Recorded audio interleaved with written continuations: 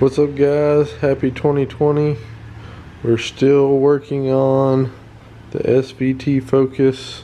Hopefully it will get done eventually. Just to kind of update y'all guys, I've been piddling with it here or there, but hadn't had enough at one time to make a video. But this weekend I'm gonna try to make some actual progress and include it in a video. So over here on the block, went ahead and tore the block completely down. I took the crank out. I've checked everything and put it back in now.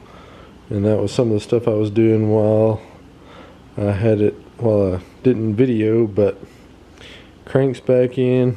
Everything looked good. New rear main seal back here. Can kind of see it down in there. I'm about to put a new front main in the oil pump and put the oil pump back on. I've also cleaned up all the pistons. Everything looks good. I mean, as good as can be expected. You can see here there were gouges where the valves hit, and I ground those out.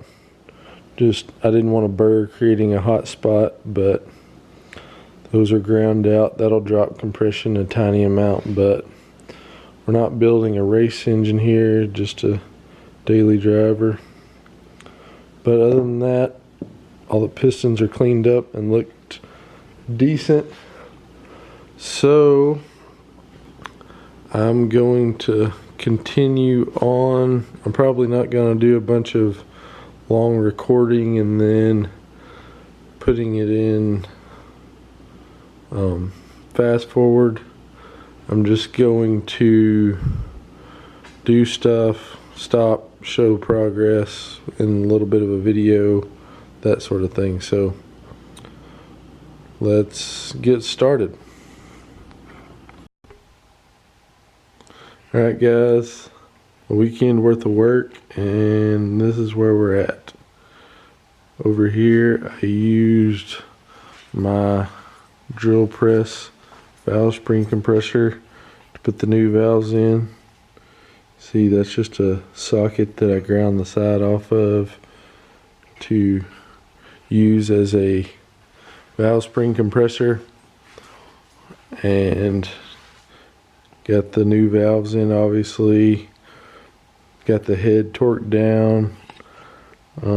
It took a lot of on and off with the cams because you have to check the valve clearance, like right here, this bucket to the cam. Check that with a feeler gauge, and there's specs for that, but they all have to be in there, and the only way you can adjust it is to swap those buckets right here from one spot to another.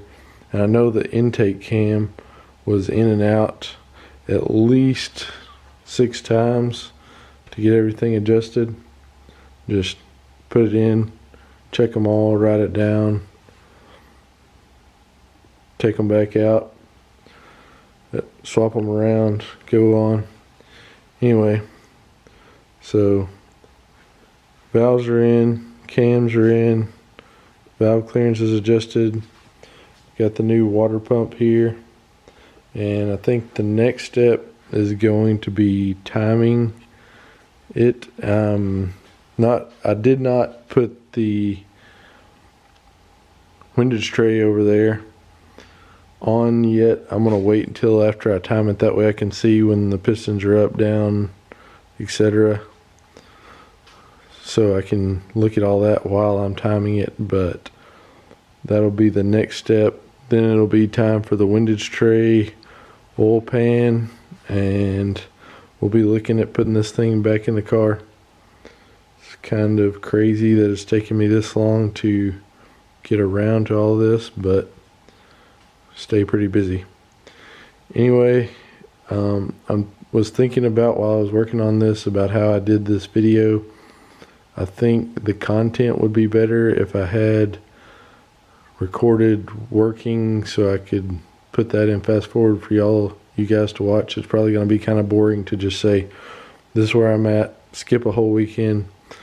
this is where I'm at again. So let me know in the comments what you want to see. If you like this kind of video better, if you like the fast forward working, if you enjoyed, give me a like. If you want to see more of this, please subscribe, and hopefully in the next video we'll have this engine wrapped up and start putting it back in the car.